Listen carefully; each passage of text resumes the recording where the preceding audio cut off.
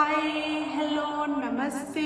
आप सभी का स्वागत है रूह को कपा देने वाली भूतिया कहानी में। दोस्तों, आज मैं आप लोगों के साथ शेयर करने वाली हूँ बहुत ही ज्यादा खतरनाक और एक हटके आत्मा की कहानी।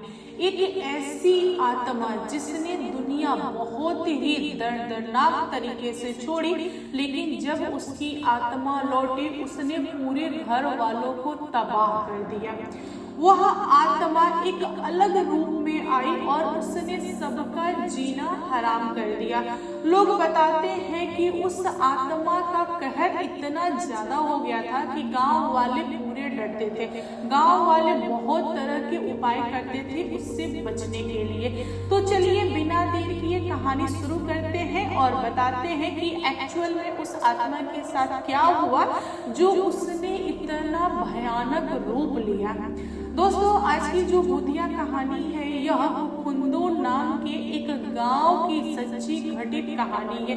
यह कहानी आज से करीबन 45 से 50 साल पहले की कहानी है। मेरी बुआ बताती हैं कि उनके पड़ोस में एक चाची सास लगती है, उनके साथ बहुत बड़ा भूतिया कांड हो गया। बुआ ने बताया कि उनके जो चाचा ससुर हैं उनका नाम था जयराम। अभी वह इस दुनिया में नहीं है।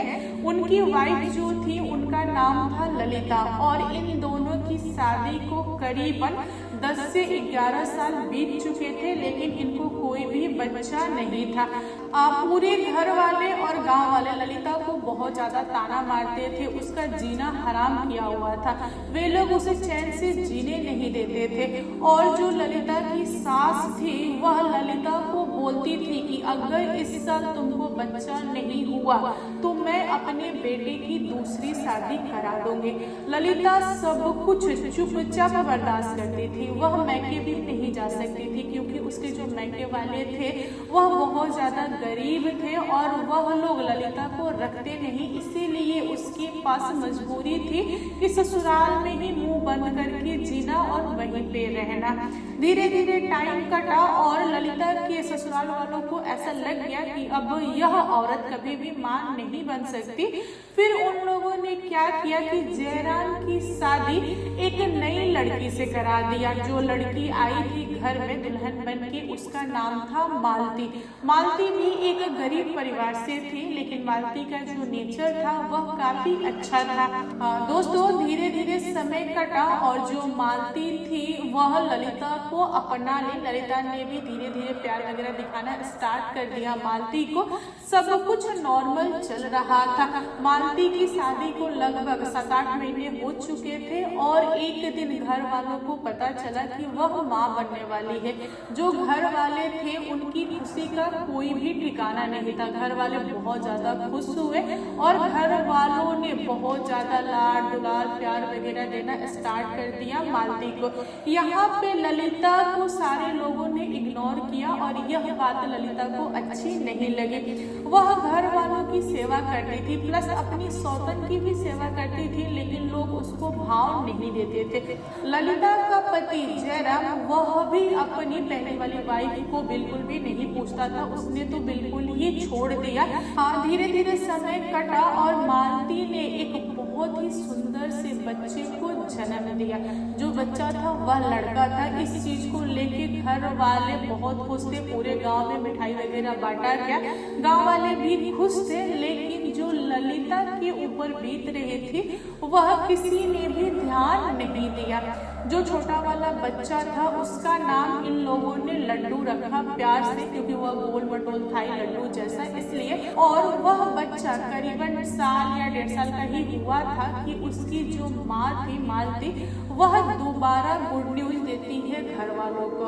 अब यहाँ पे घर वाले बहुत खुश। घर वाले तो उम्मीद पाल रहे थे कि इस बार भी लड़का होगा, क्योंकि घर वालों को लड़की नहीं चाहिए थी। पहले के समय में लोग क्या सोचते थे कि लड़का हो चल जाए, किसी को भी लड़की नहीं चाहिए थी। यहाँ पे मालती बोलती थी कि एक लड़का है, एक लड़की हो जाए तो अच्छा रहे, लेकिन उसका कोई सुने तब तो। घर वाले बोलते थे कि अपने मुंह से तुम यह शब्द कभी भी मत निकालना, अगर लड़की हुई तो उसे हम घर में रखेंगे नहीं, उसे उठा के फेंक देंगे।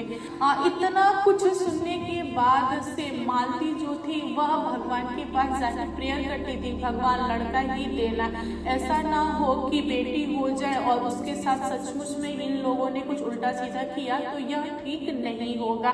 मालती ने जैसा सोचा था और जैसा प्रार्थना किया था हूबहू आगे चल के वैसा ही हुआ। मालती ने एक और बेटे को जन्म दिया। घर वाले बहुत ज्यादा खुश थे और गांव में ढोल ताशे जो होते हैं ना वो बजवाया, मिठाई बंटवाया, मतलब सब कुछ सही चल रहा था। दोस्तों गांव में एक नियम है, जो भी औरत बच्चे को जन्म देती है वह एक कमरे में रहती है और उस कमरे के बाहर आग जला के रखा जाता है ताकि कोई भी आत्मा उस कमरे में प्रवेश ना करे। और वह औरत और वह बच्चा जो न्यू जन्म लिया होता है बच्चा, वह बच्चा अंदर इसलिए रहता है ताकि वह पवित्र नहीं होता है। वह दोनों लोग जिस दिन उस कमरे से बाहर निकलेंगे, नहाएंगे धोआएंगे, उसके बाद बाकी कमरे में घूम सकते हैं, मतलब कुछ ऐसा नियम है। तो यहाँ पर एक सप्ताह या 10-15 दिन के लिए कुछ ऐसा बोल लो, उन दोनों यानी कि मालती को और जो न्यू वाला बच्चा था दोनों को उस रूम में रखा गया था। मालती जो थी वह बच्चे को जन्म देने के बाद से उसने अपने शरीर से बहुत सारे ब्लड खो दिए थे, यानी कि बहुत सारा ब्लीडिंग वगैरह हुआ था। उसका जो शरीर था ना वह कमजोर हो गया था और पहले के समय में लोग जल्दी से डॉक्टर को नहीं दिखाते थे। पहले के समय में कुछ भी हुआ ना तो घरेलू इलाज कर लिया या फिर किसी से पूछ के कुछ खिला पिला दिया ताकि लोग स्वस्थ हो जाए, डॉक्टर में विश्वास नहीं करते थे। तो मालती के यहाँ भी कुछ ऐसा ही चीज था, लोगों ने मालती का इलाज नहीं करवाया। मालती बहुत ज्यादा परेशान थी, वह बोलती थी अपने पति को, सास को कि प्लीज मुझे डॉक्टर से दिखाइए वरना मैं बचूंगी नहीं, मेरे 2 छोटे छोटे बच्चे हैं, इनका कौन ध्यान रखेगा, मुझे डॉक्टर को दिखाइए, मुझे डॉक्टर की जरूरत है। लेकिन घर वाले कभी भी उसकी बात नहीं सुने। खास करके मालती की जो सास थी वह थोड़ी कड़क थी, वह बोलती थी कि तुमने तो सिर्फ 2 ही बच्चे को जन्म दिया है, मैंने तो 6-7 बच्चों को जन्म दिया है, मेरे साथ कहाँ समस्या है, सबके साथ ऐसा होता है, ठीक हो जाएगा ठीक हो जाएगा, बस यही बोल के वह चलाती थी। दोस्तों ऐसे ही 1-2 दिन बीता था कि एक दिन मालती के पेट में बहुत तेज का दर्द हुआ और वह दर्द से बहुत ज्यादा छटपटा रही थी। छटपटाते छटपटाते उसने कुछ ही समय में दम तोड़ दिया। फिर पूरे घर में रोना पीटना वगैरह स्टार्ट हो गया क्योंकि घर का एक सदस्य चला गया था और 2 छोटे छोटे बच्चे थे। इस चीज को लेके घर वाले बहुत ज्यादा परेशान थे, लेकिन घर वाले करे तो करे क्या, अब तो इंसान इस दुनिया में है नहीं। उन लोगों ने बॉडी को उठाया और शमशान घाट में ले जाके जो भी आगे का प्रोसेस होता है वह सब कुछ किया। और घर पे जो दोनों बच्चे थे उनका पालन पोषण वगैरह जो भी था वह ललिता के सर पे आ गया था और ललिता ही करती थी। घर वाले उम्मीद लगा रहे थे कि ललिता उन बच्चों को अपना लेगी। हुआ भी कुछ ऐसा ही, ललिता ने उसे अपने बच्चे की तरह लालन पालन पोषण वगैरह स्टार्ट कर दिया। धीरे धीरे कुछ ही महीने कटे थे कि ललिता की बॉडी पे एक आत्मा आने लगी और वह ललिता बहुत ज्यादा खेलने लगी, मतलब बाल वगैरह खोल लेती थी और अजीब तरह के व्यवहार करती थी। घर वालों को बोलती थी कि मुझे ये ला के दो, मुझे वो ला के दो, वरना मैं शांत नहीं होऊंगी। उसके ना अलग अलग टाइप के डिमांड थे और घर वाले इस चीज से बहुत ज्यादा परेशान थे। छोटे मोटे तांत्रिक से दिखाते थे ललिता को तो ललिता नॉर्मल हो जाती थी। फिर कुछ समय बाद दोबारा वह आत्मा ललिता को पकड़ लेता था। इसके आगे हुआ क्या कि धीरे धीरे समय कटा, कुछ ही महीनों में ललिता भी कमजोर होकर दुनिया छोड़ दी। अब वह आत्मा घर के किसी और मेंबर पे आने लगा और लोगों को उल्टा सीधा वगैरह बोलना स्टार्ट कर दिया। जो छोटे छोटे बच्चे थे उनका लालन पालन पोषण जो भी होता है वह उनकी दादी करने लगी। एक दिन की बात है, किसी अच्छे तांत्रिक ने उस आत्मा को पकड़ा और पूछा कि तुम कौन हो और यह सब क्यों करती हो, आखिर तुमको क्या चाहिए बताओ, कैसे शांत होगी। तब उस आत्मा ने बताया कि मेरा नाम मालती है और मैं इस घर के लोगों को कभी भी नहीं छोड़ूंगी, मैं यहीं पे रहूंगी और अपने बच्चे का जो भी पालन पोषण है अपनी आंखों से देखूंगी। अगर मेरे बच्चे को किसी ने डांटा, किसी ने मारा, तो मैं उसको छोड़ूंगी नहीं। मैं सिर्फ और सिर्फ इसी काम से इस दुनिया में लौटी हूँ। यहाँ पे तांत्रिक ने सवाल किया कि ठीक है, जो भी तुम्हारे बच्चे को परेशान करेगा तुम उसको परेशान करोगी, यह तो समझ में आता है, लेकिन तुमने ललिता को क्यों मारा? उसने तुम्हारा क्या बिगाड़ा था? तब मालती की आत्मा ने बोला कि ललिता को मारने का मेरा सिर्फ और सिर्फ एक ही मकसद था कि उस औरत ने मेरे खाने में कुछ मिला दिया था। जिस चीज को मैंने खाया मेरे पेट में दर्द उठा और मैंने दुनिया छोड़ा, क्योंकि उस औरत को मुझसे बहुत ज्यादा परेशानी थी। वह नहीं चाहती थी कि घर वाले मुझ पे लाड़ दुलार प्यार वगैरह लुटाए, वह अंदर ही अंदर जलती थी। उसने यह चीज किया था, यानी मुझे कुछ खिलाया था, इसकी वजह से मैंने उसको मारा और मैंने उससे बदला लिया है। अगर घर वाले मुझे या फिर मेरे बच्चे को परेशान करेंगे तो मैं घर वालों को नहीं छोड़ूंगी। यह बोलने के बाद से वह आत्मा उड़ गई। जिस इंसान के अंदर आई थी और खेल रही थी, उस इंसान के शरीर को छोड़ के वह उड़ गई और तांत्रिक उस आत्मा को पकड़ नहीं पाया। जो तांत्रिक था उसने क्या किया कि घर के सारे मेंबर को ताबीज दे दिया ताकि आत्मा दोबारा किसी और की बॉडी पे न आए। फिर उस दिन के बाद से सब कुछ नॉर्मल हो गया। गांव के लोग जो थे उन लोगों को पता चल गया था कि इनके घर पे आत्मा है और आत्मा आती है, ऐसा ऐसा है, क्योंकि ये सारी चीजें छुपाने से भी नहीं छुपती है। बच्चे जो थे छोटे वाले वह धीरे धीरे बड़े होने लगे। जो बड़ा वाला बच्चा था शायद 3 साल का हो गया था, जो गोद में था वो भी 1.5 साल का हो गया था।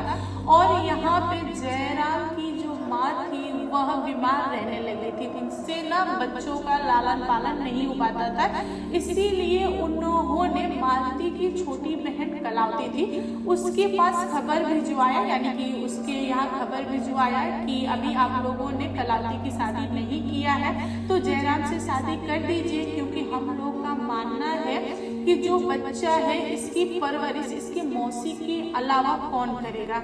जो मौसी होती है वह बच्चों को एकदम से माँ की तरह प्यार करती है, वही अपना पाएगी। अगर कोई और औरत आती है जयराम की पत्नी बन के तो वह इन बच्चों को नहीं अपनाएगी, तो बेहतर है कि कलावती शादी कर ले। यहाँ पर कलावती के घर वाले मान जाते हैं, क्योंकि वे लोग गरीब थे और जो जयराम की फैमिली थी वह ठीक ठाक थी, इसीलिए उन लोगों ने कलावती की शादी जयराम से कर दी। जयराम की तीसरी बीवी थी कलावती, और कलावती शादी करके जब आई तो उसको नहीं पता था कि उसकी बहन की आत्मा इस घर में रहती है और लोगों को परेशान करती है। लोगों ने उसके लिए ताबीज भी नहीं बनवाया था, लोग भूल चुके थे, क्योंकि कुछ समय बीत गया था ना, तो आत्मा के बारे में उतना लोगों के अंदर ना मतलब ध्यान नहीं था।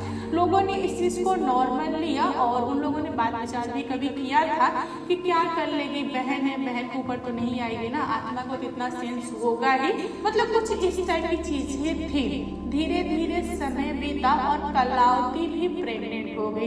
एक दिन की बात है, कलावती का जो बच्चा था वह खराब हो गया। अब घर वालों को ऐसा लगा कि किया धरा आत्मा का है। लोगों ने तांत्रिक को बुलाया और तांत्रिक से पूछा तो तांत्रिक ने बोला कि हाँ, आप लोग एकदम सही सोच रहे हैं, जो कुछ भी हुआ है उस आत्मा ने किया है। अब आत्मा किसी के हाथ लगे तब तो कोई उससे सवाल जवाब करे, जो आत्मा थी वह किसी के हाथ लगती नहीं थी। फिर तांत्रिक ने कलावती को भी ताबीज पहना दिया। दोस्तों, कलावती जो थी वह हमेशा ताबीज पहन के रहती थी, मतलब घर में सब कुछ नॉर्मल चल रहा था, इसके बावजूद भी कलावती के बच्चे नहीं हो रहे थे। उसके ना 4-5 बच्चे पता नहीं कैसे खराब हो गए थे। मतलब कुछ साल बीत गया था और 10-12 साल बाद शायद जयराम का एक्सीडेंट हो गया और जयराम दुनिया छोड़ दिया। उसके बाद कलावती जो थी वह विधवा हो गई और उसने उन दोनों छोटे बच्चों का पालन पोषण वगैरह किया, और जो आत्मा थी वह उस घर में दोबारा नहीं आई, मतलब किसी के ऊपर नहीं आई, क्योंकि सारे लोगों ने ताबीज पहन के रखा हुआ था। प्लस कलावती का तो पति था ही नहीं, तो वह दोबारा माँ बन नहीं सकती थी, इसीलिए उसने अपने बहन के बच्चों अपना लिया और वही बच्चे कलावती का देख रेख वगैरह आगे चल के किए। जो आत्मा थी वह कहाँ चली गई किसी को कुछ भी पता नहीं, लेकिन गांव में ऐसी बातें होती हैं कि मालती की जो आत्मा थी उसने अपने पति को मारा, इस चक्कर में मारा ताकि वह दोबारा बच्चा ना करे। अगर कलावती को बच्चा हो जाएगा तो कलावती शायद अपने बच्चे पे ज्यादा ध्यान दे और इन दोनों बच्चों को छोड़ दे। इसी की वजह से उसने कलावती को छोड़ के अपने पति को ही मार दिया। मुझे नहीं पता कि एक्चुअल में क्या हुआ था, आत्मा के दिमाग में क्या था, वह क्या चाहती थी, कुछ भी नहीं पता।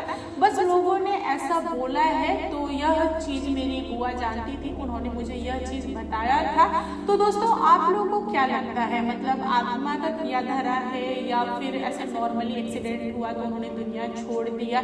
इस पे आपका क्या विचार है प्लीज कमेंट करके बताइएगा।